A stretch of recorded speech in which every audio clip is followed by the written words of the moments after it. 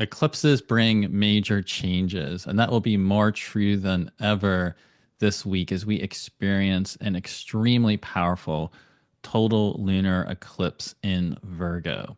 Hey, I'm Greg Crawford. I'm an astrologer, and I've been wondering about this lunar eclipse in Virgo this week for many years because it is in part total, which means the moon will be covered in shadow and shaded blood red, crimson color, which is what happens when the full moon lines up closely with the lunar nodes, which is what's happening here. And just like that normal lunar brilliant light is disrupted or altered by this red shadow covering the face of the moon, there is very apt symbolism that shows up in our real life in which we will experience accelerated changes in world events and major endings and beginnings in our personal life, as well as in big collective storylines when these really powerful eclipses hit. But what's so powerful about this particular lunar eclipse in Virgo is that it is setting off Saturn and Neptune. And that's why I've been wondering about it for many years.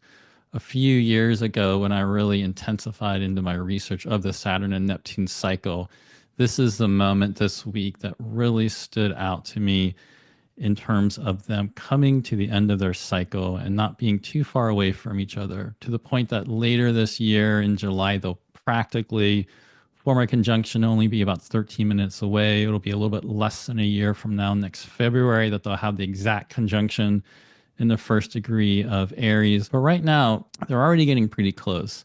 And this week, we're going to have a conjunction between the Sun and Saturn near the north node of the moon. Saturn will be near the north node of the moon. The eclipsed moon will be barely separating from an opposition with Saturn and applying to an opposition with Neptune. Now, why is Saturn and Neptune so important?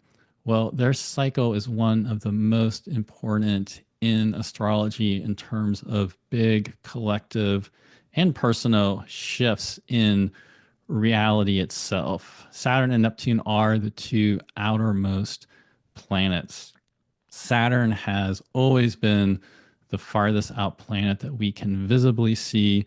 And so in traditional astrology, it has all sorts of extreme significations of duality due to being this threshold guardian in between the seen and the unseen, the furthest out planet within that traditional seven, the planet that is closest to that divine numinous realm of stars and the source of all, beyond these planetary spheres. And then since we discovered Uranus and then we discovered Neptune, and while we have discovered further out objects like Pluto than Neptune, Neptune is the furthest out proper planet as far as having all the astronomical classifications and categories that define what an actual planet is, with clearing its orbit and so forth. And so Neptune is that outer limit of planetary archetype in our system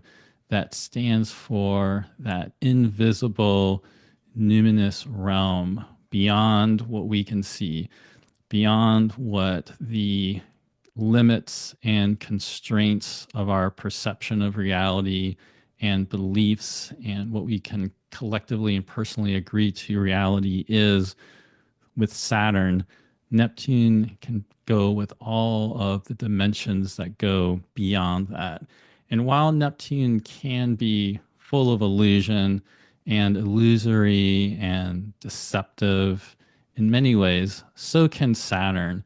And we can sometimes think what we believe through Saturn is the way things are, and persecute others who don't agree with our sense of reality. And when Saturn and Neptune come together like this, like we are experiencing right now, our collective sense of reality can begin to change. Systems in the world can begin to dissolve and disintegrate at a more rapid pace, and new beliefs, new technologies, often new movements of change, new sources of inspiration, new ways of seeing the world as well will also emerge. So it is a time collectively of great endings and great beginnings when Saturn and Neptune come together. And so, because we have this very powerful lunar eclipse activating them, it goes with all the great uncertainty and unknowing that's going on in the world. It's been amazing to me how well everything going on right now fits the astrology. It fits all of the themes that myself and other astrologers have researched for many years about the Saturn and Neptune cycle, what we might expect to have happen. But of course, we never know fully ahead of time exactly how it's going to show up. And it has really come in so fast and so extreme in some very surprising ways. Although the thematic content of what's going on does make a lot of sense. And so, this great uncertainty going on in the world, the way there are all these geopolitical alliances, questions of different borders going on, all sorts of new economic policies and threats and trade wars, and this general sense that when we also bring in the different technological advancements and accelerations coming in, we really have this sense of a new era beginning to emerge and a great dissolution of the way things have been. And what can happen in these time periods, it can seem during Saturn Neptune time periods that we no longer can rely on some of these external authorities or external structures that used to bring stability and security to us. And sometimes people, due to the uncertainty, can really look outside of themselves for authority and authority figures who may or may not have much integrity. And so it becomes more important than ever to claim your own inner authority and find that center within and work with the dissolution and the change that's going on during these Saturn and Neptune times we'll be living through to help forge your faith in the future, cultivate the purpose that you have within you, and focus on the work that matters to you,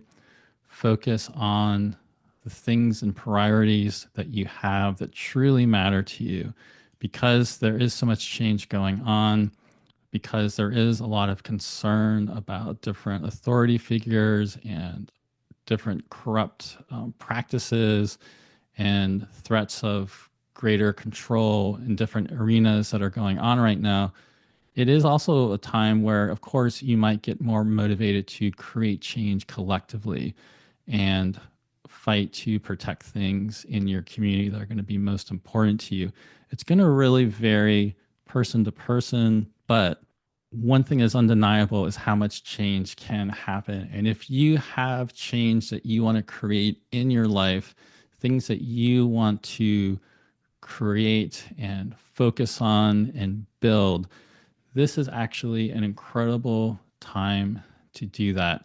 Now, this particular month, March, has a lot going on, so it can be extremely catalytic in terms of propelling you into change and embracing the change that's going on. But because there are so many different astrological factors happening all at once, all of which tend to be great agents of change, and some of which can really take us through a more labyrinth, winding path where going forward may require going back or moving in a more spiral, non-linear type of movement rather than just straightforward progress. That's going to be something to keep in mind. So we're going to want to think about the larger picture and the larger vision. And as this moon is being eclipsed, think about what are the memories, what are the old patterns that are coming up for you that can be eclipsed in ways of shedding what no longer serves you. Thinking about what is a sense of a false self that you've created or developed to fit into these different societal systems that are really falling apart anyway right now, and getting more in touch with that true, authentic inner authority and inner purpose. So, as we allow what no longer is working for us with our beliefs and our purpose, with the way things have been, the way we're noticing things are changing, there can be a lot of vitality and greater resilience that we can forge out of this time. Now, why is this period so powerful? It's because Saturn and Neptune are getting closer and closer.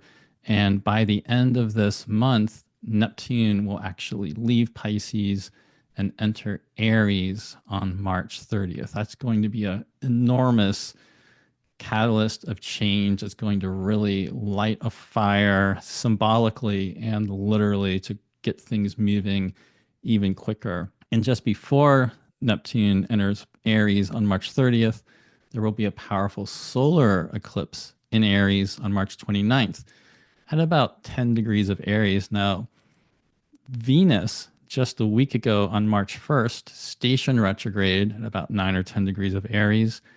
And this week, as I'm talking right now, Mercury is stationing retrograde at about 9 or 10 degrees of Aries. In fact, Mercury will be stationing retrograde at the same time as this total lunar eclipse in Virgo, the domicile and exaltation of Mercury. This makes the eclipse even more intense because Mercury is stationing and more intense at the same time. Now, Venus retrograde and Mercury retrograde are very important to keep in mind during this time. They are activating and intensifying this Aries part of our chart, which will be further intensified at the end of this month with that solar eclipse, and then with the entrance of Neptune into Aries. And then later, around May 24th, Saturn will enter Aries. And this July, we'll get Saturn and Neptune almost forming a conjunction in the beginning of Aries. So it's all sorts of things are coming into the Aries part of your life and chart, and it's going to be part of this great new accelerated change that's going to be continuing, even though it seems like things couldn't be changing any faster and more dramatic than they already have this year. We are only barely getting started. We haven't really even seen anything yet. There'll be so much more coming. And because Mercury's stationing to move backwards, Venus already is moving backwards, all these big events going on in the world, things may not go exactly like you might think.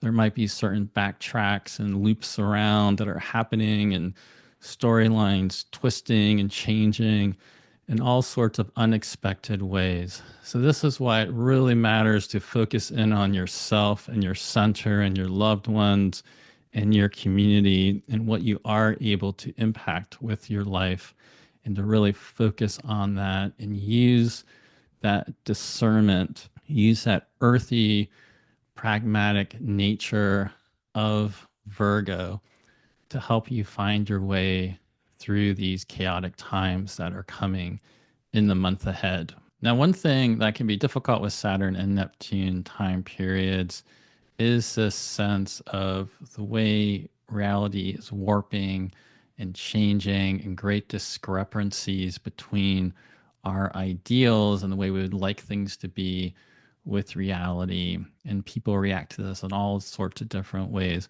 But it can be a powerful time for turning your dreams into reality and finding the difference and discrepancies between your ideals and reality, and patiently addressing the inequities, and patiently, in a Saturn way, remember this is Saturn and Neptune, patiently tending to that, holding the tensions, laying strong foundations. And it can be a great time to bring something new into the world that you've been dreaming of and wanting to have happen. That can actually happen during Saturn and Neptune time periods.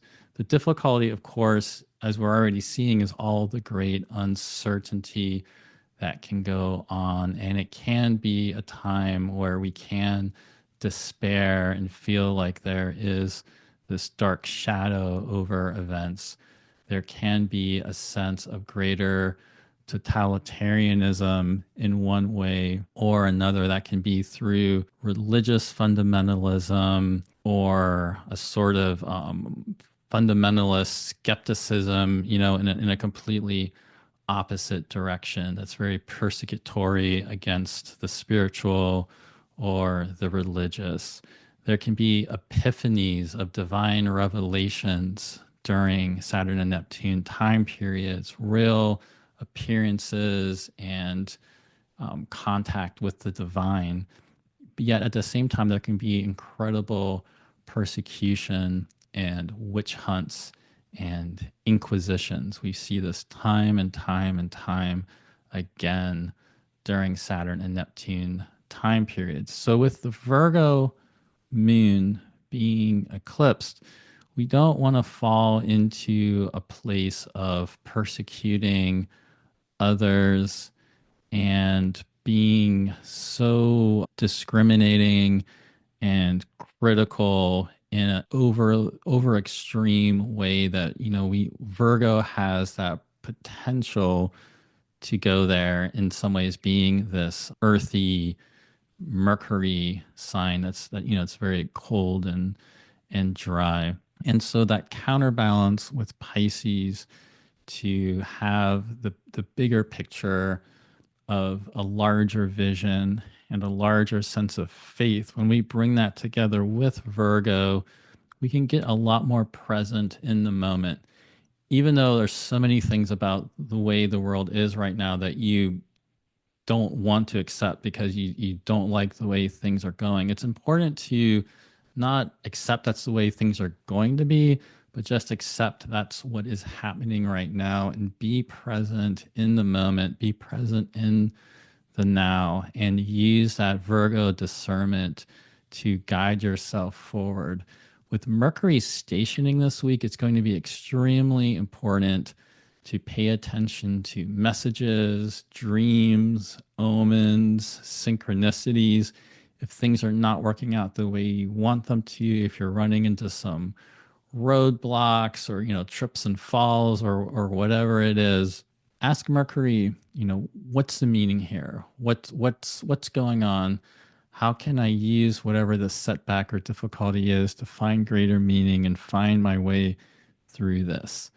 It's going to be very important to tune into what Mercury is showing us this next couple of weeks as Mercury stations retrograde. Although Mercury retrograde has a really bad reputation in popular astrology, I find these periods to be incredibly fruitful and generative. And it's an incredibly powerful time to change habits and change patterns, even more so because Venus is retrograde at the same time right now, also in Aries.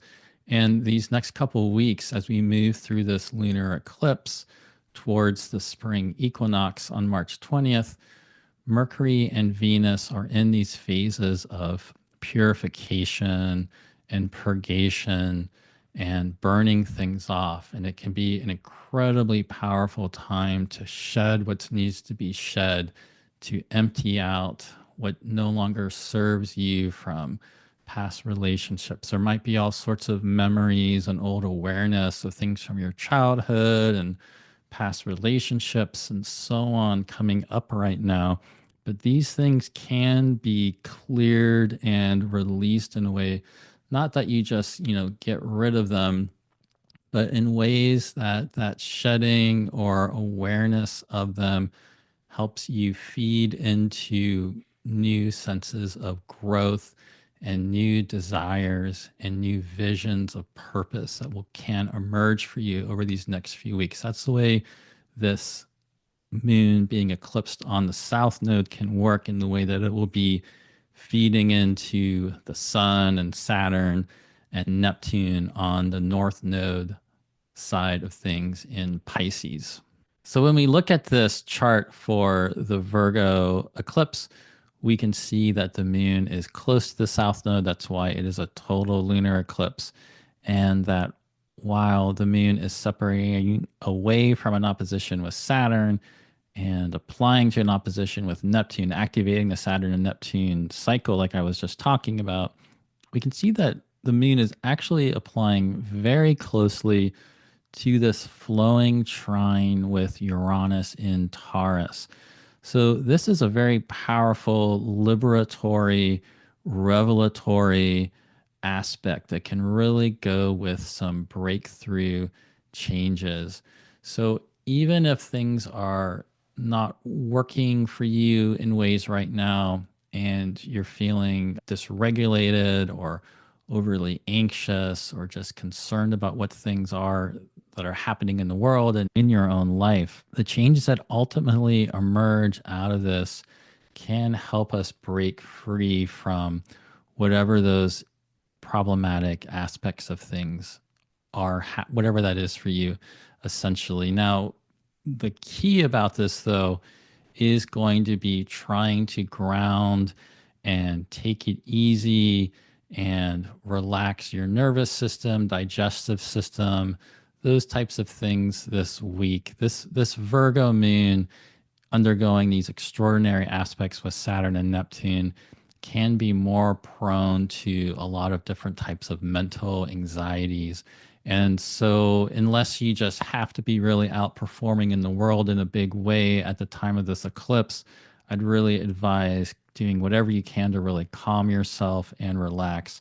And even if you do have to go out and perform in a big way, I would also recommend, doing whatever you can around that time to calm yourself down. Don't take things into excess. You might want to limit what you're exposing yourself to in terms of media or movies or social media or whatever that is. I think if we can ground and calm ourselves as much as possible and move away from fears we might have, really going within. I love the trine with Uranus to help you find the answers within. One of the things about this inability, in many ways, to rely upon a lot of these external authorities and authority figures and structures and systems in the world is it does place a premium on finding that authority within ourselves. And the trine with Uranus with this moon, I think, can be really helpful to hopefully give you some breakthrough ideas and find ways to connect in with what's going to make things more exciting for you and really fully alive.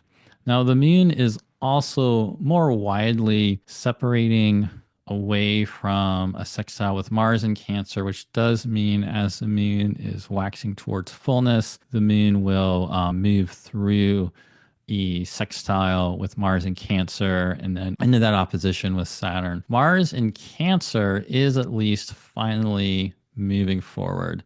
It's been very slow to pick up speed after Mars stationed direct finally on February 23rd. But now that Mars is starting to generate some forward movement, we're going to feel also a greater push and an ability to gain traction and momentum on whatever sort of breakdown and breakthrough and ultimate transformative process that we went through during that long Mars retrograde process from Mars retrograde in Leo back into Cancer that we went through from, December to the end of February. The total lunar eclipse is in the third decan of Virgo, associated with the 10 of Pentacles or 10 of Coins card here, illustrated by Pamela Coleman Smith. The third decan of Virgo is the face of Mercury. And since the lunar eclipse is in the domicile and exaltation and face of Mercury, it shows how much influence Mercury has over this lunation and how powerful it is that Mercury is stationing retrograde at the same time. Now, one thing about this image that goes with the traditional images of the third decan of Virgo in different ancient texts is this image of this elderly man. In Heinrich Cornelius Agrippa's 3 books of occult philosophy, he has an image of a woman who's with either a dead or an old man. And in the Picatrix, as well as the Liber Hermetis, they have some images associated with mummification. Austin Coppock, in his book on the Decan's 36 Faces, gave the image of the sarcophagus to this Decan and talked about how it goes with this issue in some ways of aging, and how in the ultimate end of our life is this death, and the spirit or soul within us separating ultimately away from the body. And when we take that larger vision of our life and our legacy and our purpose, being these incarnate souls in bodies that end up, generating, but then also passing away in the end. Austin Coppock in 36 Faces talked about how this Decan, as well as this Ten of Pentacles image, can bring up questions of, what do we find truly valuable? And that question of what do you find truly valuable, what sort of legacy do you want to leave behind?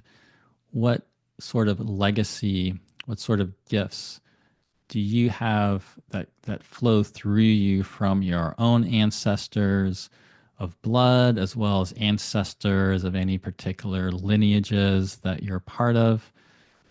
What comes through those lineages that are part of your gifts that you find valuable, that you're here to share? And then thinking about how you yourself will be an ancestor to others that come after you, and what legacy do you want to leave behind for them with your life? These are really obviously the ultimate questions in many ways. And in this time of so much changing, there's so much going on right now that it's almost it's impossible to fully be able to figure it all out, all the different moving pieces and all the different things changing. And it's all ultimately going to be taking us somewhere very substantially different in the years ahead. So the best thing right now is to focus in on, again, what do you find fully valuable, and to really devote yourself to that and focus on that. Now, what's really powerful about this Decan, this third Decan of Virgo, and this idea of focusing and finding your center is that the Hellenistic text, the 36 Airs, ascribed the Olympian goddess Hestia to this third Decan of Virgo. This is an image of Hestia from about 350 to 340 BC that was on a stoa featuring the 12 Olympian gods in Greece. It's actually found in the National Archaeological Museum in Athens, Greece now. I was in Athens this past year, and I was so excited to find this image because it's really hard to find images of Hestia. She's the goddess that there really aren't many images of. So I was, really excited to take a photo of this to share. The reason we don't often have images of Hestia is because really she is the hearth. So she's the goddess of the hearth, and she has that sacred fire that her priestesses and devotees tend, but she really is the flame. She is that centering, focalizing, cohering fire, that flame, that hearth at the center of our homes, at the center of our communities. Even if you don't have a home, if you have just your own space, just that ability to create your own space or your own sacred space and have a flame of focus. If you have, a sacred space, a sacred altar, she can also show up as the flame you're tending on that altar of your devotion or whatever you're devoted to. And so her profound ability to focalize, cohere, and focus on what truly matters. And we can, with Hestia, have complete, resilient, enduring devotion and focus to whatever that is, to whatever truly matters to us the most. is an amazing point of focus, and she is an incredible guide to us at this time. So it's incredibly beautiful to me that she shows up here as being a deity connected with the third decan of Virgo, where this eclipse is going to be happening. So she's definitely a guide to be drawing sustenance and strength from. And so I mentioned that Mercury is stationing retrograde at the same time as this lunar eclipse. And so you can see the next day on March 15th, Mercury will be retrograde. In case you are watching this video before the eclipse on March 11th, there's going to be a very significant conjunction between Mercury and Venus retrograde on March 11th that might give you some important insights and messages about things taking shape with the Venus retrograde. But by the time we get to this eclipse and Mercury stationing retrograde on March 15th, we will be in this period of both Mercury and Venus retrograde simultaneously in Aries, preparing the ground of Aries for this eclipse coming later this month on March 29th, right where Mercury is stationing, as well as the entrance of Neptune into Aries on March 30th, as well as the entrance of Saturn into Aries on May 24th. So Mercury retrograde combined with Venus retrograde, while we are also at the end of a Saturn and Neptune cycle, is just incredibly powerful. Even more so because Venus will be retrograde, moving backwards into Pisces around March 27th. Venus will move back into Pisces for a conjunction with Neptune, and then move over the North Node, move into conjunctions with Saturn, station direct on April 12th in Pisces, and then move forward back across Saturn and then back into Aries, where she will form a conjunction with Neptune. So Venus will be moving back and forth through multiple conjunctions with Saturn and Neptune. And in fact, when she stations on April 12th, she'll do so basically in opposition to where the eclipse Virgo moon is this week. And so she's going to activate that eclipse degree in many ways in the middle of April. Now, Mercury retrograde will also move back into Pisces, form a conjunction with Neptune, and then station direct and come forward again back into Aries to form a conjunction with Neptune. Mercury won't go through multiple conjunctions with Saturn back and forth like Venus will, but still will go back into Pisces and be pretty close to Saturn. So both Mercury and Venus are basically weaving in between Saturn and Neptune. And so they are really helping us adjust to these much larger changes. And so they are breaking down old attachments we have had to the way things have been, helping us change the way we are in relationship, especially in the way I was talking about the moon being eclipsed and sort of symbolizing old memories and old patterns that we've sort of been stuck in and stagnated in getting eclipsed. It's an incredibly powerful time right now to be changing habits, change things about yourself that have just been stuck. You might want to deliberately give certain things up. You can be writing affirmations to help you change negative mindsets or negative thought patterns, flip them around into positive, life affirming statements and affirmations you can repeat to yourself. That's a really powerful thing to also be doing at this time. You can also just focus on cleaning and decluttering, perhaps even giving certain things away that you don't need anymore.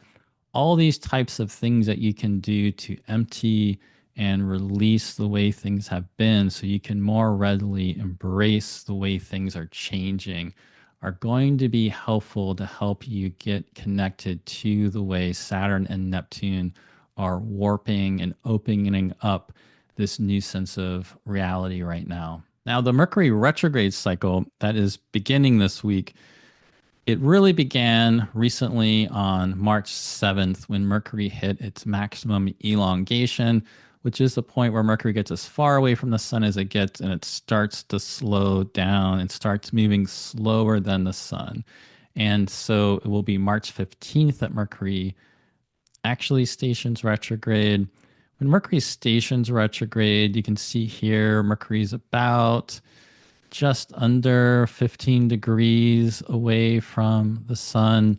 And so Mercury stationing or retrograde is really at the same time that it is also moving within the 15-degree orb with the sun, which is where we sort of define idealistically Mercury heliacally setting. Now, in your own location, depending on where you are, there might be a different time that Mercury moves from being visible to being invisible. But this 15-degree zone works well with Mercury. It's just an idealized zone. And so what's going on here as Mercury is stationing at this time of the eclipse and the moon is getting covered up by shadow, Mercury is also changing its light. Mercury is moving and shifting from being this evening star that we can see following sunset just for a little bit in that liminal changing hues of twilight, and then descending into its invisible phase. And Mercury will then get closer and closer to the sun in between March 15th and March 24th. And on March 24th, Mercury will be reanimated, regenerated, and something is reseeded and reborn, to the point that when Mercury eventually stations direct and becomes visible again around April 7th, this new sense of Mercury can emerge then, which could be new ideas. It could have to do with writing, research you're doing, business activities. There's all sorts of ways that Mercury can show up for us. So the period from March 15th at the time of this eclipse up until March 24th will be especially powerful for the time of purging and purification and release and emptying, which fits really well with it being a lunar eclipse on the south node of the moon, which also fits that theme of release. And then as we get to the North Node solar eclipse on March 29th, which is much more going to be about growth and increase and something new coming in, that'll also be in the period where Mercury is starting to gestate and incubate something new for us. So what's really powerful about this, as I mentioned, Venus is retrograde at the same time as Mercury. So it'll be a couple of days before March 24th on March 22nd, about a week after the lunar eclipse, that Venus is reanimated. So I'll do more videos about this a little bit later and what's going to be happening with this Venus retrograde and Mercury retrograde. But it's because both of them have these reanimations happening in between March 22nd and March 24th, in between the eclipses. It's why this is such an incredibly powerful time for change in the world, but more importantly for you, change in your personal life, and a great time to make the changes happen that you've been wanting and needing to make, and for one reason or another just haven't had it happen yet. This is the time to do it and go into that deep process of change. What's further interesting about Venus and Mercury being reanimated, reborn, and regenerated on March 22nd and March 24th, about a week after the lunar eclipse, is that Saturn is being reanimated, reborn, and brought back to life in a regenerative process in just a few days before the lunar eclipse on March 12th. So the week of the lunar eclipse, Saturn is coming to the end of its cycle, essentially dying, being purified, being reanimated, and being reborn. And so there will be this new sense and relationship that we have with Saturn emerging and gestating at the same time as this powerful lunar eclipse in Virgo that is actually going to be opposite Saturn. The superior conjunction of Saturn will happen on March 12th at about 22 degrees and 5 minutes of Pisces. And like I said, this is a powerful moment to renew your relationship with Saturn. And whatever trials and tribulations you may have been going through related to Saturn, or whatever phases of maturity and foundation building and greater growth and authority and responsibility and discipline you've been taking on in relation to whatever's been taking shape for you with Saturn, is being renewed. So something here is dying, something here is being reborn. And what's powerful about this with the eclipse happening at the same time is that Saturn is essentially in the underworld, in this invisible phase at the time of the Virgo lunar eclipse where we cannot see Saturn. And so the opposition that the eclipse has with Saturn is pretty fascinating because it's not an eclipse with this visible Saturn. It's this eclipse with this invisible Saturn who is undergoing some type of rebirth. And so that in many ways to me really amplifies the potential and possibility for change. If you want to clue yourself in a little bit more about whatever process of change you've been going through with Saturn, Saturn had his heliacal setting on February 23rd, which is interesting because that's the same day that Mars stationed direct. And really fascinating to me is that Saturn had that heliacal setting just as Saturn was crossing over 20 degrees of Pisces and entering the third decan of Pisces for the first time. So on this graphic here of Saturn's synodic cycle, on the left, you can see this little area where there is this hibernating bear. And so sort of like a bear going into a cave to hibernate and rest and renew and restore and regenerate. That's where Saturn's been since February 23rd. And so in that space between February 23rd and March 12th, like I said, there's something purifying, something purging, burning off, dying about Saturn, and then something is reborn, regenerated just as we come into this lunar eclipse in Virgo. And then amazingly, Saturn will hit that 15-degree separation from the sun, and the sun will be moving 15 degrees beyond Saturn on March 29th, which is the same day as the Aries solar eclipse and the day before Neptune goes into Aries. And so Saturn at that point will be just over 24 degrees of Pisces. And so Saturn will take on an intensified presence on March 29th because of Saturn becoming visible again, and that we will then be able to see Saturn heralding the rise of the sun each morning. And so that's going to give Saturn an incredibly powerful presence in this eclipse zone that we're in.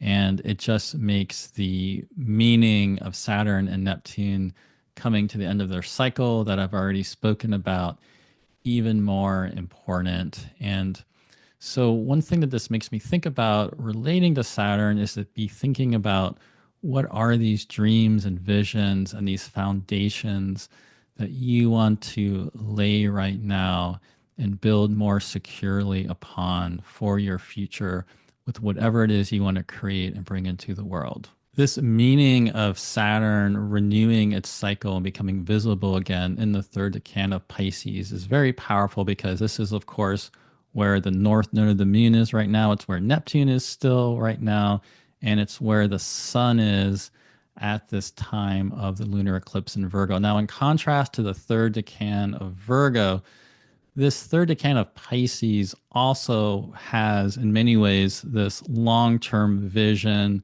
of what is truly valuable. But in this way, it's more about this great desire and passion and hope and will force for life and whatever is truly meaningful to you. What is the great dream you have that really brings you alive, something that you can devote yourself to fully. Part of the issue with the third decan of Pisces is it can be such an extreme, calling of desire, very romantic in many ways. And you can so fully devote yourself to it that you can, be willing to basically sacrifice everything you have for whatever that is. Now, with Saturn and Neptune ending their cycle in this decan, this to me really amplifies and intensifies this feeling a lot of people have right now about old dreams dying and the sense of the way the world was perhaps in the past changing And in many ways, it's changing for people in ways that seem frightening and, really amping up the uncertainty and not knowing where all of this is going and being very deeply concerned about it for good reason.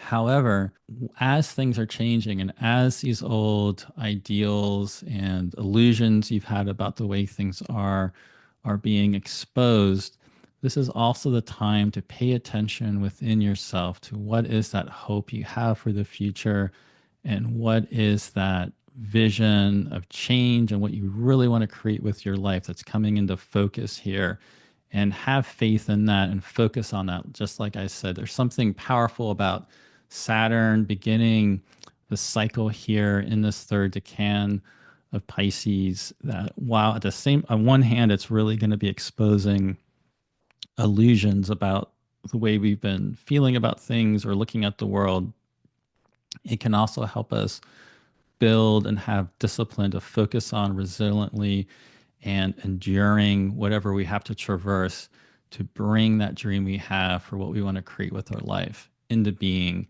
in the year ahead. And so now I'm going to go through short delineations about each sign of the zodiac.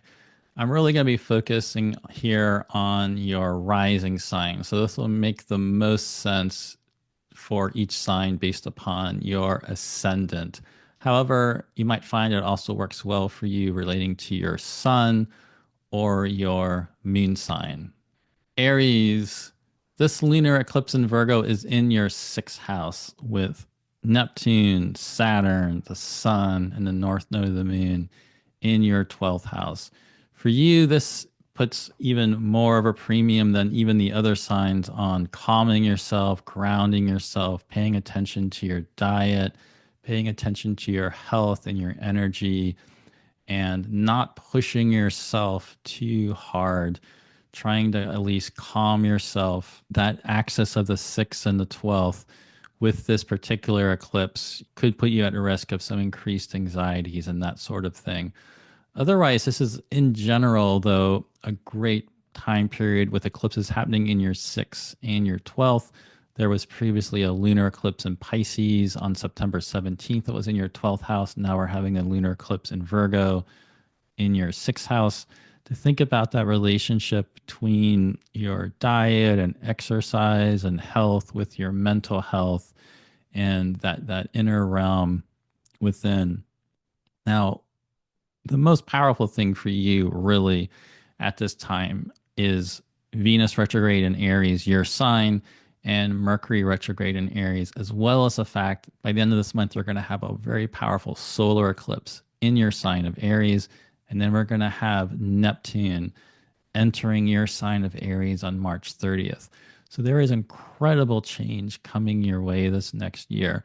But right now, what's going on is some sort of catalytic, transformational process that Venus retrograde and Mercury retrograde are activating. And they're activating this about you and who you are.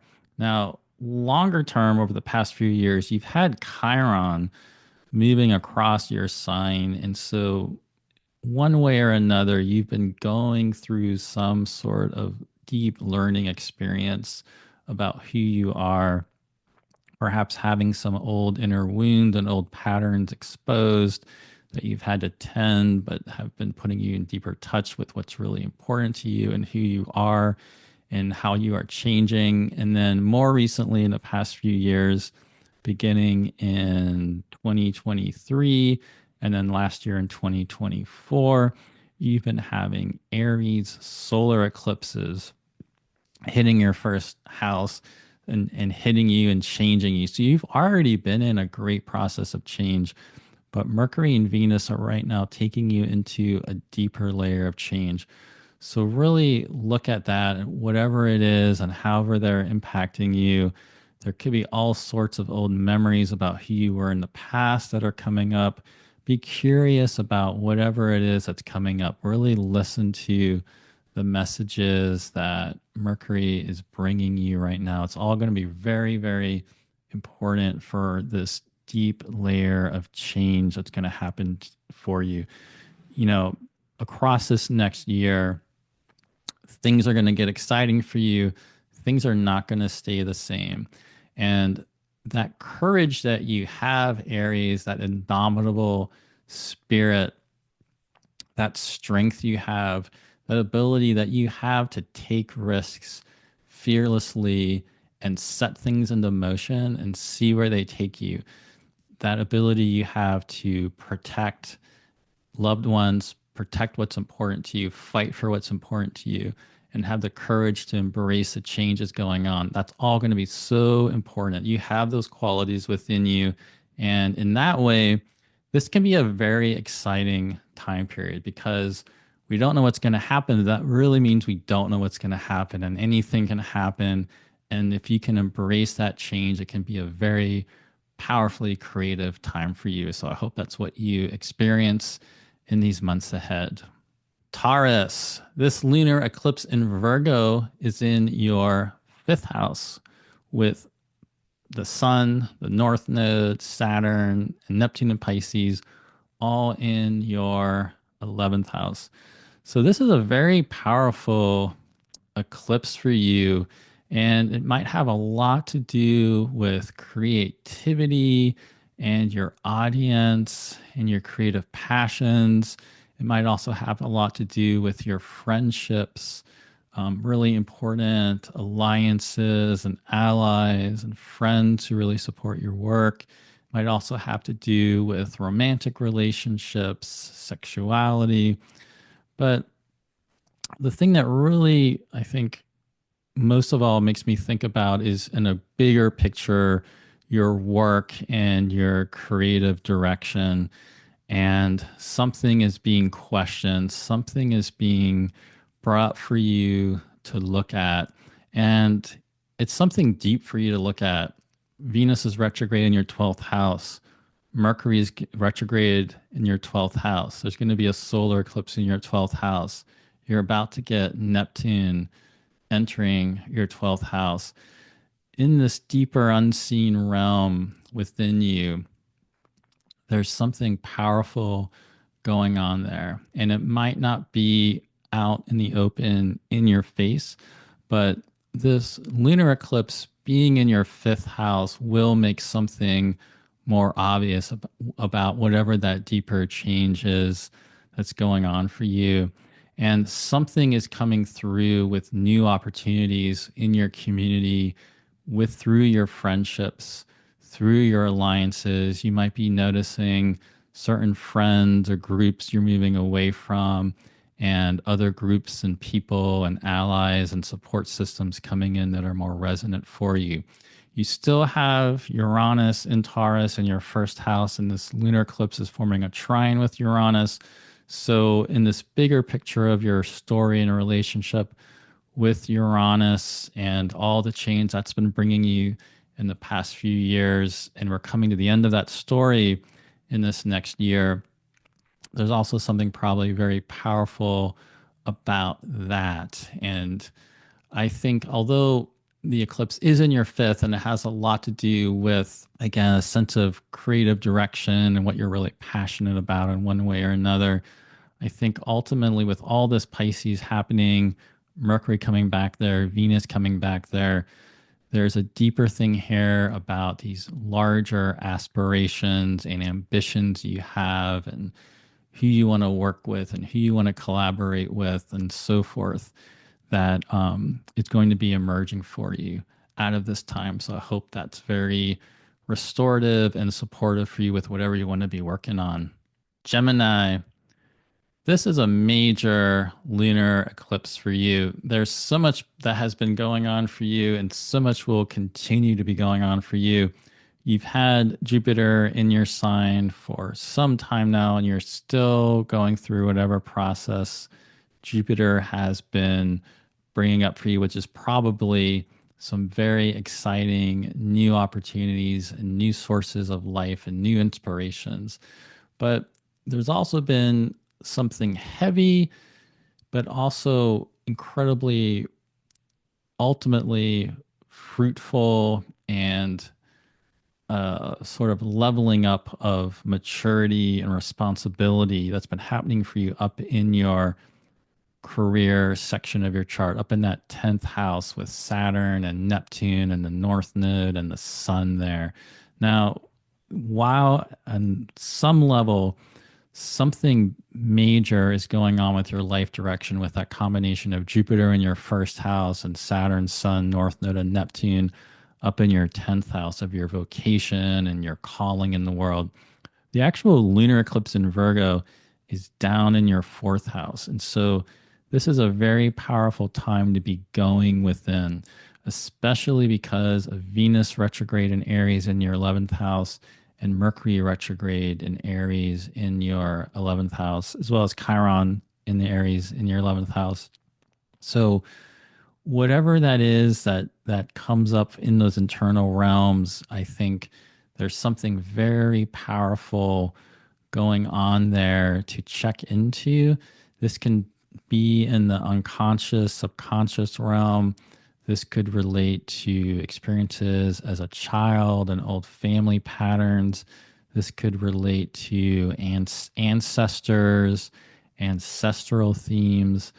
Now, it also could just very obviously have something to do with your parents or your father and something that they're going through that's important, and it's going to bring you into contact with them in whatever way that is. It also could just happen to do something important about where you're living and your home and big changes going on there. Because the eclipses will be in the fourth and your 10th, there is some sort of tension playing out across this period of time between your work in the world and your home, or more interior, private, unconscious, subconscious realm. There was that lunar eclipse in Pisces last September 17th. And so something did get activated up in the 10th house then. There'll be another lunar eclipse in Pisces this upcoming September.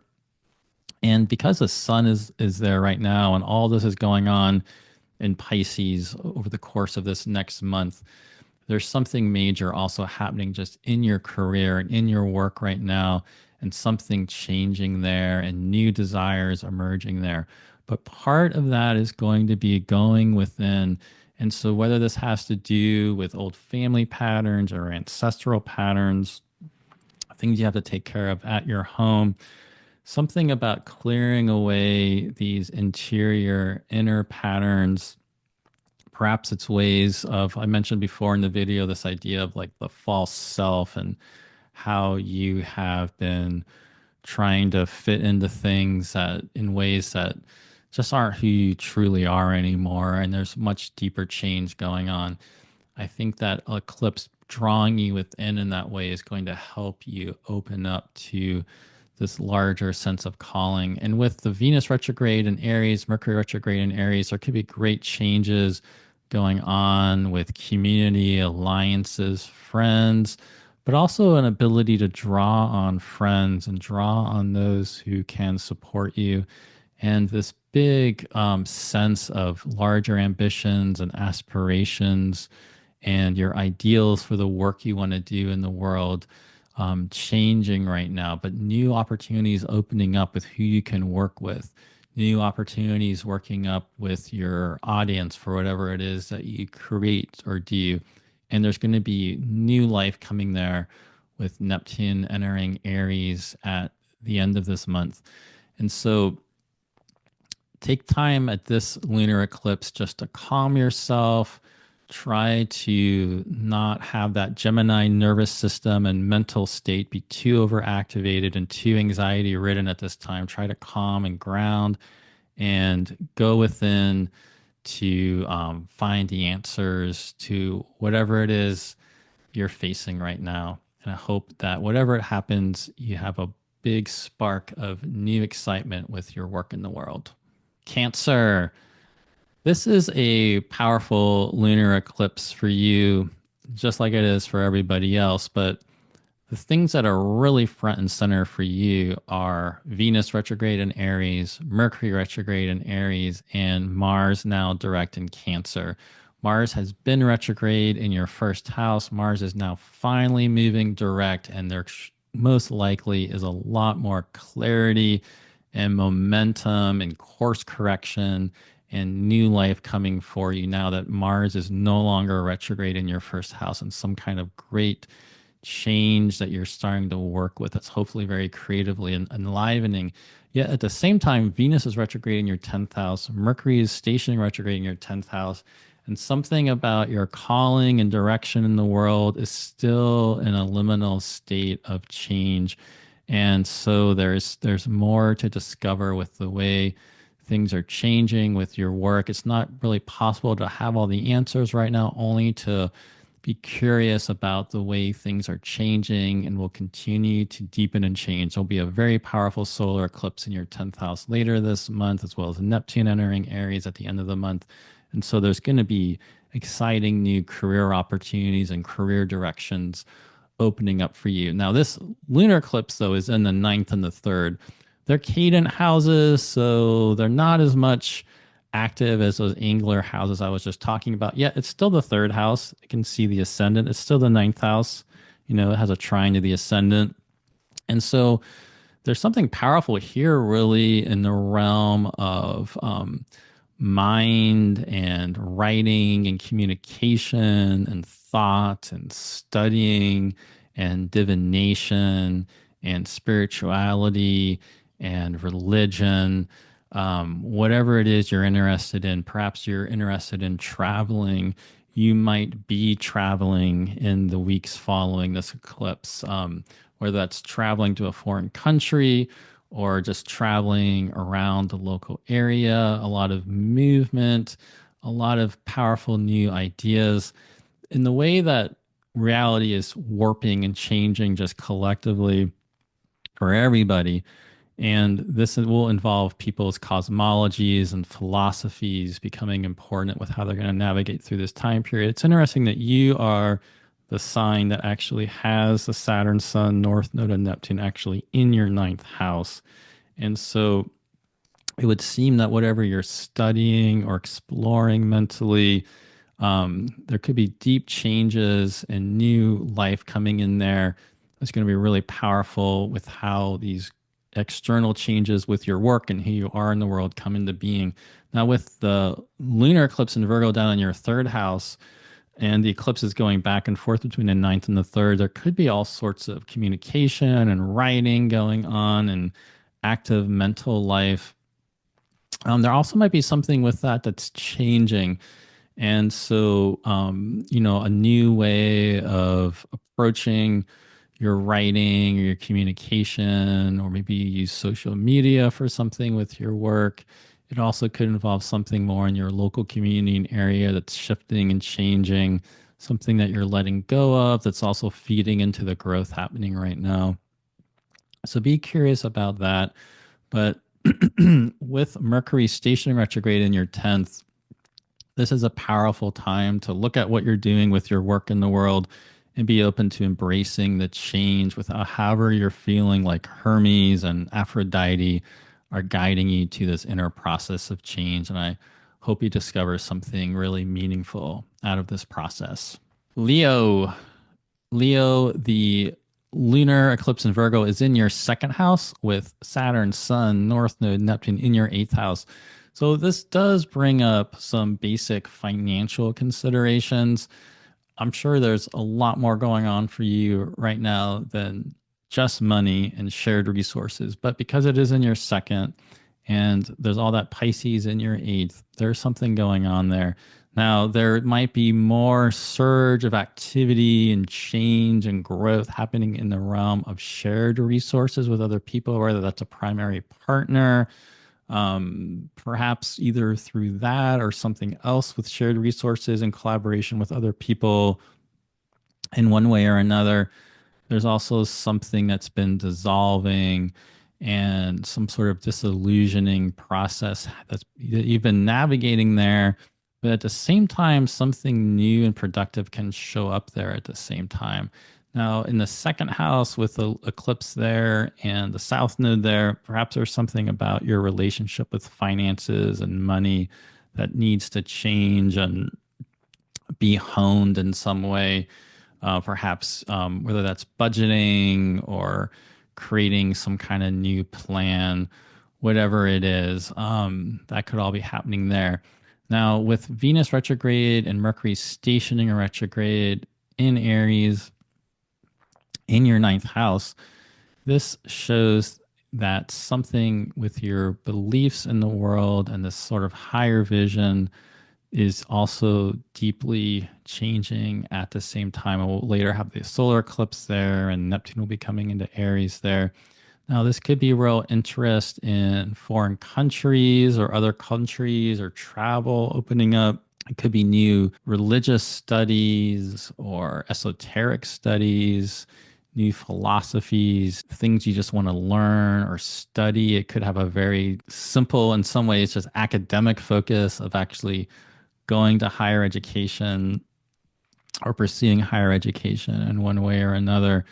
But there's something very mental there and something changing in a really interesting way with that ninth house placement, which won't be quite as, out front and center. I mean, with the way this eclipse is hitting you and the way that the Venus retrograde and Mercury are hitting you, they're not as like obvious, like really angular houses. You've been dealing with Pluto and Aquarius in your seventh and Uranus and Taurus in your 10th for a while now. Pluto and Aquarius is a little bit more recent, but you've been settling into whatever that is for you. So those are the areas where that's still a real driving force. But this liminal process of change that's being opening up with this eclipse and the Mercury and Venus retrograde, they're also really impacting you. So be curious about whatever that is. It might be happening in more kind of hidden, inner, mental, imaginal realms that you can use divination or other ways, watching signs and synchronicities, paying attention to your dreams to get more of a sense of what's taking shape there. You're still in this process of having Jupiter and Gemini in your 11th house, so there's still going to be a lot of great opportunities coming your way. And so I hope there's something exciting coming out of this time for you to focus on and work on. Virgo, this lunar eclipse is in your house. So this is an incredibly powerful eclipse for you in your first house. There's something deeply changing about who you are in the world. Because it's with the south node, there could be a sense of something being shed and stripped away more so than being kind of pumped up with a lot of energy. This could also have a deep sense of spiritualization and a sense of more of that immaterial meaning for you. And something really, though, coming in strong with reshaping who you are in the world. All the Pisces, the Sun, Saturn, North Node, Neptune are all over in your seventh house. There also might just be a lot of activity with relationships and changing dynamics with you and the rest of the world. Just how in the current events we see all these changing geopolitical relationships and reformulations of things that might be taking shape for you in a different way on a personal level. Now, with Venus retrograde in Aries in your eighth and Mercury station retrograde in your eighth, there is again something really deep within your deep inner psyche being changed and transformed here. And that's probably in an interesting way feeding into the changes happening with this lunar eclipse in your first house. Interestingly, Venus is pretty close to forming an Antisha aspect with the eclipsed moon. And so it's actually sort of connecting that eighth and first house connection here, which normally they don't have an aspect. That's a real clear aspect, but Antisha brings them together. I think this could have something to do with shared resources with a partner or in collaboration with other people, and something important about that coming up for you to question and look into more and rework and renegotiate and reformulate. And eventually that's going to come back into the relationship sector as Venus and Mercury come into Pisces. And then they can go back into the Aries all together with Neptune. So within this changes going on with relationship, it has something to do with how you are collaborating, the resources you share with others, and something deep there changing that's going to ultimately have a big transformational effect on your relationships. At the same time, Jupiter's direct in your 10th house now. So there could be some really interesting opportunities coming in with your work, as well as with Mars now finally direct in Cancer in your 11th. The combination of those two moving direct now, while you have all this deep interchange going on, you know, keep a awareness too of the opportunities coming in for you with your work and community and what's going on in the world around you, because there will probably be some really important opportunities coming up for you, even though at the same time you're going through this deep personal transformation. With Virgo, too, of course, as I've said for the other signs, because this can be a little bit anxiety provoking with this type of lunation coming here, just make sure you're also paying attention to your diet and your health and calming yourself in one way or another. And I hope there's something real exciting and creative coming out of this for you to focus on and develop. Libra, the Virgo lunar eclipse is in your 12th house with Saturn, Sun, North Node, Neptune in your 6th house, with Venus retrograde in your 7th and Mercury stationing retrograde in your 7th. So this eclipse is in these very liminal, in between realms of the cadent houses, the 12th house and the 6th house. You already had a lunar eclipse in Pisces on last September 17th in your 6th house. This is the follow up Virgo lunar eclipse in your 12th house. You know, these two houses, they can go with mental health issues and challenges that also relate to our own physical health. And so it's definitely going to be important just to stay on top of that, do things to calm yourself, maybe get some vigorous physical activity and physical exercise going to really move things through you and burn off the whatever stress or anxiety is going on, you know, just getting yourself active to move things through you. You might also just need to take time for more rest and relaxation, calming yourself at this time. However, positively, Mars is now direct in your 10th house. And so you've been under some long process of deep transformation with that Mars retrograde that has been happening this whole year so far of 2025. And now that it's direct and starting to pick up some momentum, it's hopefully going to help clarify and give you a real good generative push with your work and what you're focusing on right now. However, with Venus retrograde in Aries in your 7th and Mercury stationing retrograde in your 7th, there's definitely a relational focus that's going to be very important. It's a great time to be looking at your relational patterns, looking at your relationships, looking at the way they're changing, looking at what you want in your relationships. And there might be old memories of previous relationships coming up, all sorts of relationships, whether that's with friends or family or whoever it is. If you in your work, you might also find yourself having to renegotiate different contracts or dynamics with other people in your workplace or whoever you work with.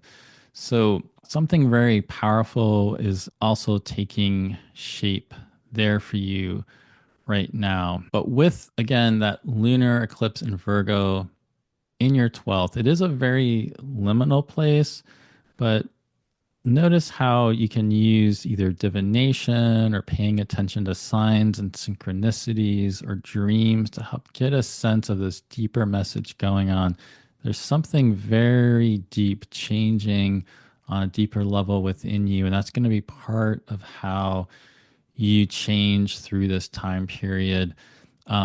With the solar eclipse coming in your 7th later this month, Neptune coming into Aries with the Venus retrograde and Mercury retrograde there, and then moving back and forth between your 7th and the 6th. There's a relational focus that's going to be very powerful for you, but you need to be able to keep your center. So, you know, you don't want to be the type of Libra who's just focused on the relationships. There's going to be a lot of activity happening in your relationships, but with Mars moving direct in your 10th, Jupiter moving direct in your ninth, and ultimately later this year coming into your 10th, there's big opportunities coming for what you want to do in the world. And so, even though there's a lot of relational activity going on for you in this time period coming up, make sure you're focusing in on yourself and finding your center and what you really want to create and focus on. And I hope that something really exciting and creative emerges for you out of this time period. Scorpio, the lunar eclipse in Virgo is in your 11th house with Saturn, the Sun, the North Node, and Neptune all in your 5th. So this is a very powerful eclipse in terms of your creativity and your desire. Something very powerful is going on for you with your creativity, your creative drive, even your sexuality and your passions and your sense of pleasure, all of that Pisces coming together there. It's very potent and it's streaming in relationship with that Virgo in your 11th house. So this could have to do with your alliances, friends, aspirations, and ambitions. And something is changing there. Now, this could be some dissatisfaction with some certain friends or friend groups, or realizing that you're just not in alignment like you thought you had been with certain friend groups or communities or whatever that is, and things being called into question there. Now, you also, in some ways, something there is changing, but at the same time, that's changing. There's a new sense of desire and creativity emerging for you in that 5th house area. And so I think the more you connect into your own desire and your own creativity, that's going to help you then come into touch with how things are changing with your collaborations and alliances and communities and friends, and things will start sort of reformulating around all of that. Now, Venus retrograde in Aries in your 6th, and Mercury stationing retrograde in Aries in your 6th, with the eclipse coming there and Neptune coming there.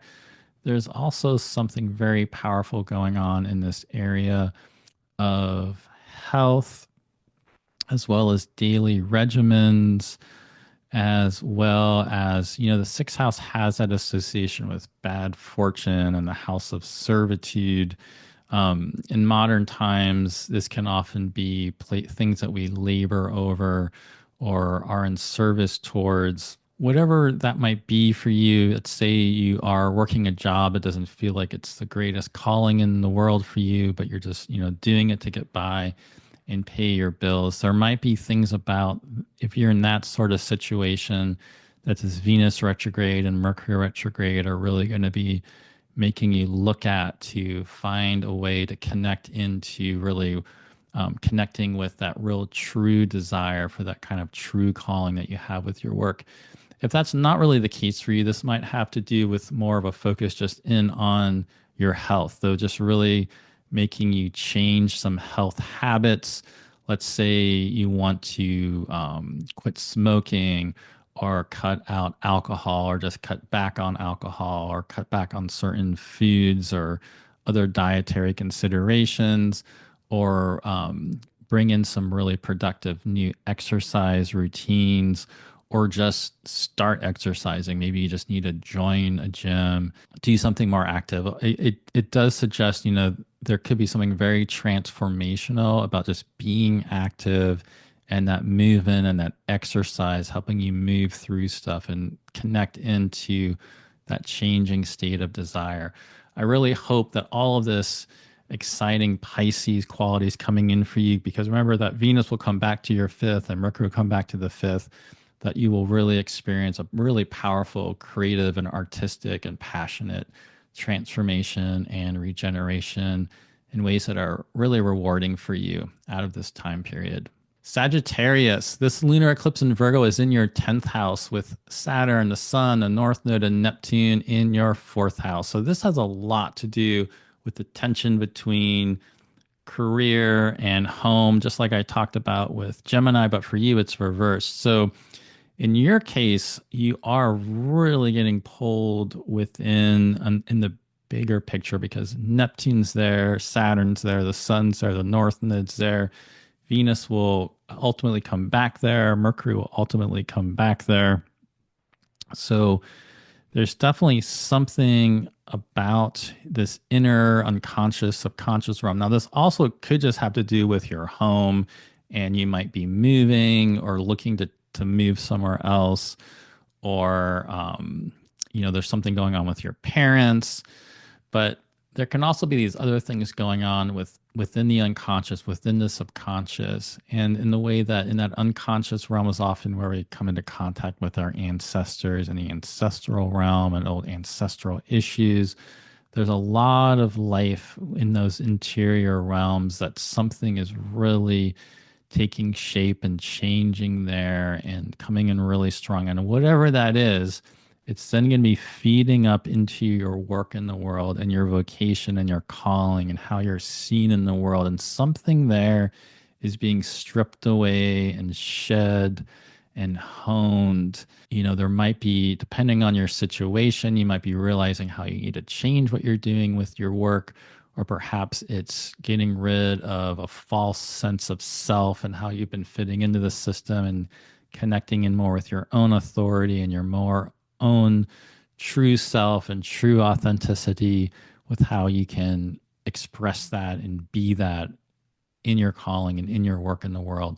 Whatever it is, it's something really powerful there. And at the same time, with Jupiter now direct in your seventh house, it could be very fruitful collaborations and partnerships and external supports coming in. Now, Venus retrograde in Aries in your fifth and Mercury station retrograde in Aries in your fifth also has this sense, combined with all that Pisces in the fourth, that there's really something deep again about this inner desire and changes going on with what you truly desire and what you truly want to create.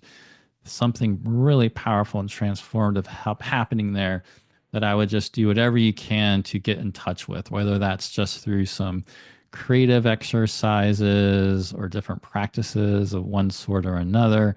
Just really find ways to connect in with how your desires are changing. It's going to end up ultimately feeding back into changes going on in your work in the world. And so hopefully that will be very meaningful and rewarding for you, however that ends up taking shape.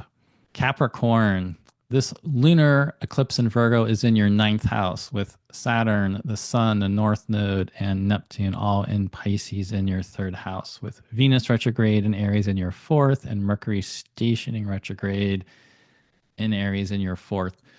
Similar to Sagittarius in some ways, you also have a lot of inner pull at this time.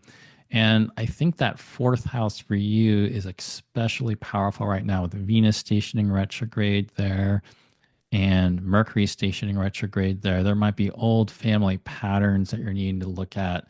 Also, issues with your ancestors. That could be ancestral issues as well as really gifts and blessings from your ancestors that are available, ancestors that are really here to guide you, have something to offer you. But there also just might be deep patterns and wounds and different things to be aware of from your childhood and family of origin that's just kind of coming up right now to look at. But that's part of the way things are changing. And with all this way things are changing, it can be really powerful to start letting some of that go, and the awareness you bring to it.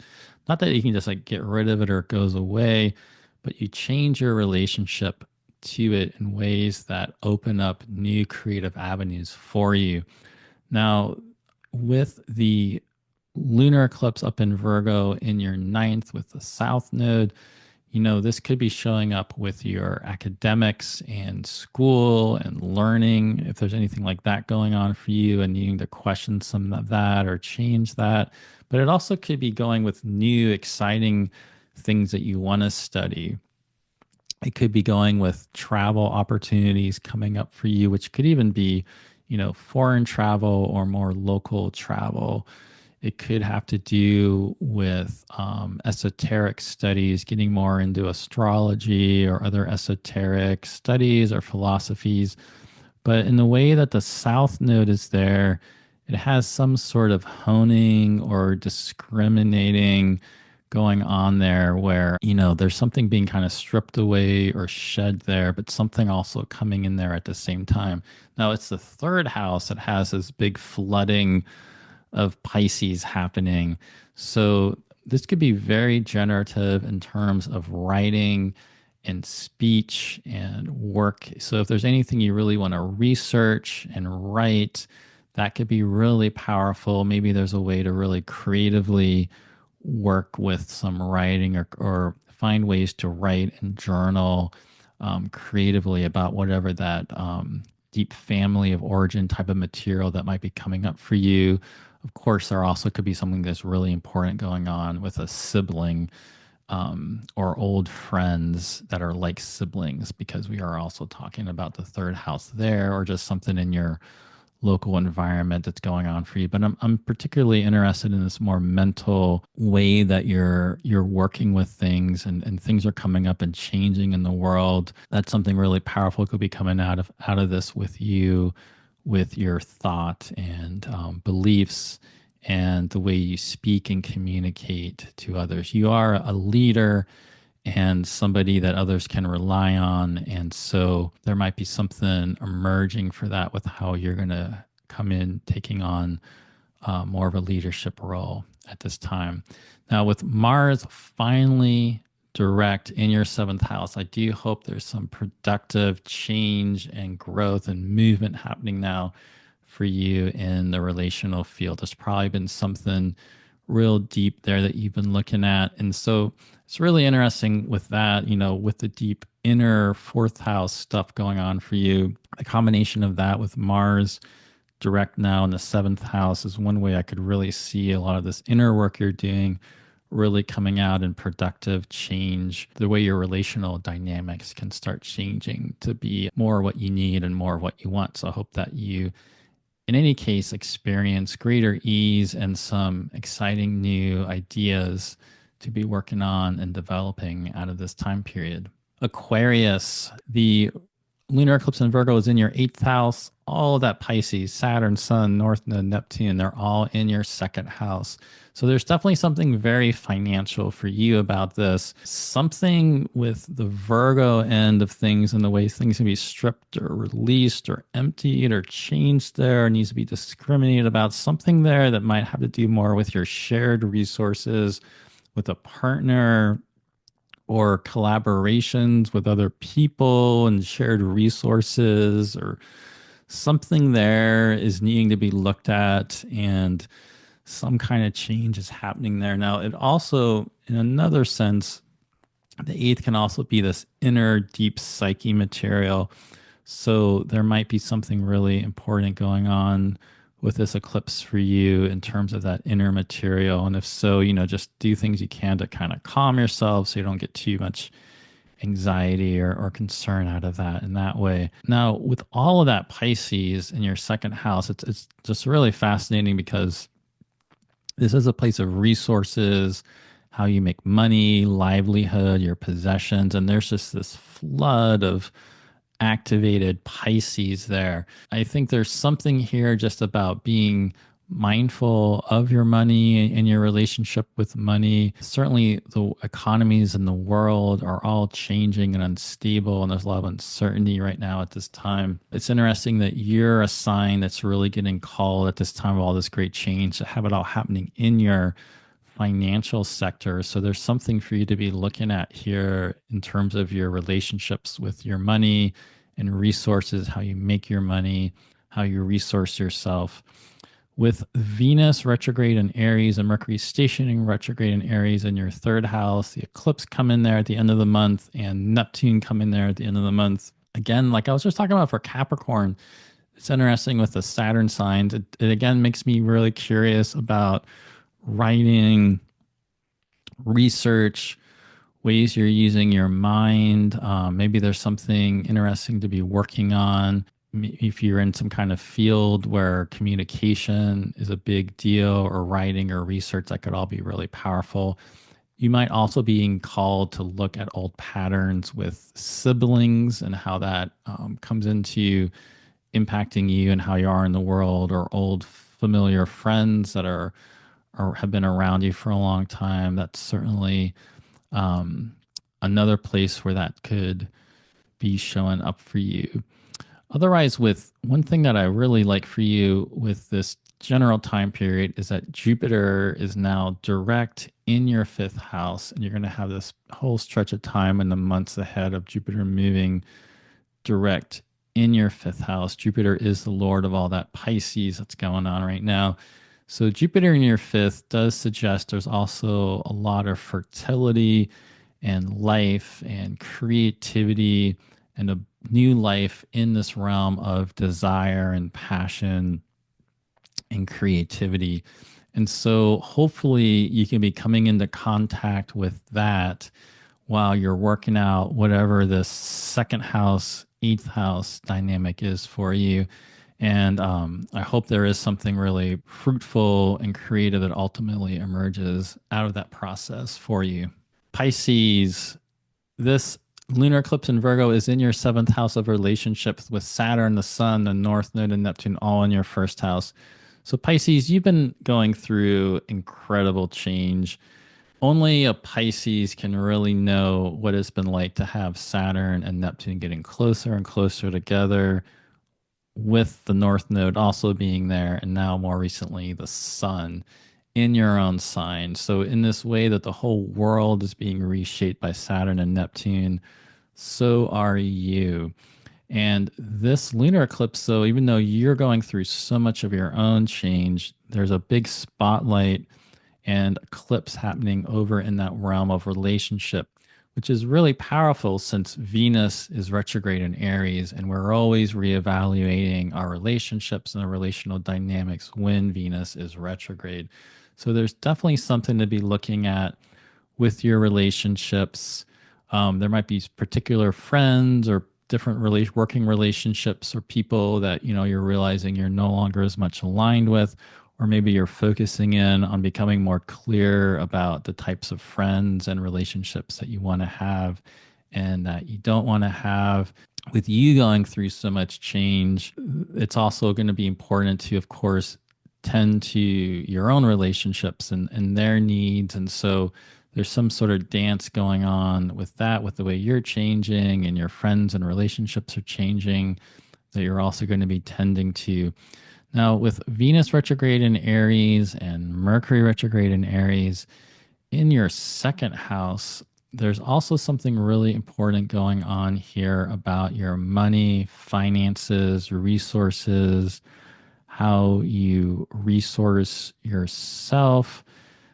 Perhaps there's some way this also connects in with friends or working relationships, especially people you collaborate with or work with in your workplace around how you make your money. That could all be sort of being reevaluated here at the same time. But keep in mind that Mercury will ultimately come back to Pisces. Venus will come back to Pisces.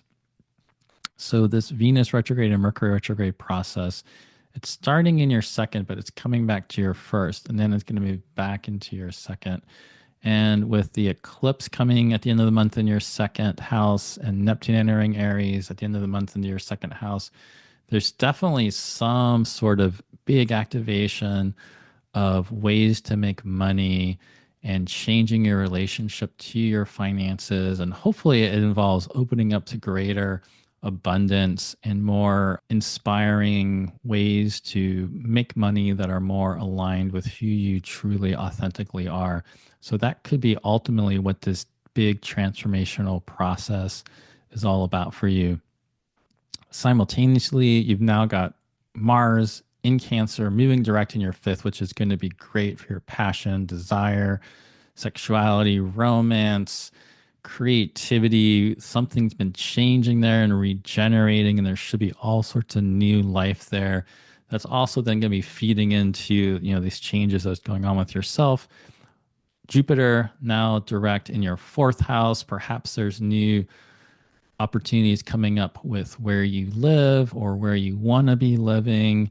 Something else that's, again, it's a little bit more of this interior place. It could relate to ancestors, ancestral patterns, family of origin patterns, something though in this inner realm that's really alive there with that Jupiter moving direct. That altogether, what's interesting is you don't have a lot up at the top of your chart. Although the eclipse is hitting your seventh, there's a lot of deep interchange that's going on, which makes perfect sense because of all of this huge Saturn, Neptune, Sun, North Node activation in your first house. So really just feel into the way that things are changing for you, and have compassion for yourself, and do what you can to find your center, calm yourself. Don't check out, don't seek big illusions to escape from things. Really come into the moment and face what's going on and embrace the way you're changing. There's going to be really exciting creative things coming your way in this next year. If you'd like to talk about the astrology and how it's impacting you and how to work with it in a more empowering way, my books are open for March and April, and I'd love to work with you. I will put a link below on how you can go about booking a consultation with me. I also have a couple of exciting events to tell you about. One is a new course, Planets of Twilight, Mercury, Ceres, and Chiron. This is an experiential astrology group that I will be leading and teaching along with my friend Jason Holley. We're going to have two groups of students, each limited to about 14 people. One will be starting on April 3rd. The other will be starting on April 4th. I'll put a link below so you can read more about this course. We do have an early discount available. This is going to be a really exciting and innovative course. My friend Jason Holley is an astrologer who specializes in experiential astrology methods. He was recently on the Astrology podcast hosted by Chris Brennan, and they did an interview about experiential astrology if you'd like to watch that and learn more about it. But he's done a lot of in-person experiential astrology, and over the past years, he's developed ways to do this really effectively online with a number of online courses he's led. Last year, Jason and I led a group of people through a tour of sacred sites in Greece together, and we really enjoyed storytelling and talking about myths, being in the land, experiencing the land and the gods and the different sacred sites. And so we talked about then collaborating on a course. And so I'm really excited about this because his ability to use experiential astrology methods with people really helps you take ownership of your own learning. And there's lots of new realizations about the planets that you'll gain through those different methods. And I will be coming in, sharing my own teaching and bringing in a little bit more of a focus into how to take that experiential understanding and knowledge we gain of the planets into chart delineation and working with charts and consultations and so forth. We're calling this the Planets of Twilight course because Mercury is a planet of twilight. It can be either a day planet or a night planet. Traditionally, there are day sect planets, which are the Sun, Jupiter, and Saturn. There are night sect planets, which are Venus, Mars, and the Moon. Mercury is the one that can kind of go in between. But if you add Neptune, Uranus, and Pluto, and then you also add Ceres and Chiron, you end up with 12 for the 12 signs. And then Mercury, Ceres, and Chiron become a really nice twilight group because just like Mercury can move in between day and night, in between male and female, in between the unconscious and the subconscious, Chiron and Ceres are also planetary bodies that can also move in between these different realms of consciousness, in between the underworld and upper world, and help tend to these deep processes of liminal change that we go through. And one of the things that I really love and I'm excited about this particular course is the fact that working more imaginally and deeply with Mercury, Ceres, and Chiron is going to also help you navigate through these very chaotic and turbulent times. So please read more about this course in the description below. and I'd love to have you in this class. I also am going to be participating in a free Astrology Day event on March 22nd for Kepler College. This is going to be a panel of me and total of 12 astrologers, all showcasing Hellenistic astrology techniques and showing how you can use these ancient techniques and apply them into contemporary life and issues to actually bring more nuance and complexity and meaning to your work in astrology. I'm going to be on a panel that will be exploring the life of Whitney Houston, and it's going to be a really great event. I will put a link below in the description for you to sign up. Again, this is free. And if you register and if you can't make this event, you'll be able to get a link to the recording. So I hope you join us for this exciting event. Finally, you can go to my website, graycrawford.net, or in the link below to learn more about my Patreon community.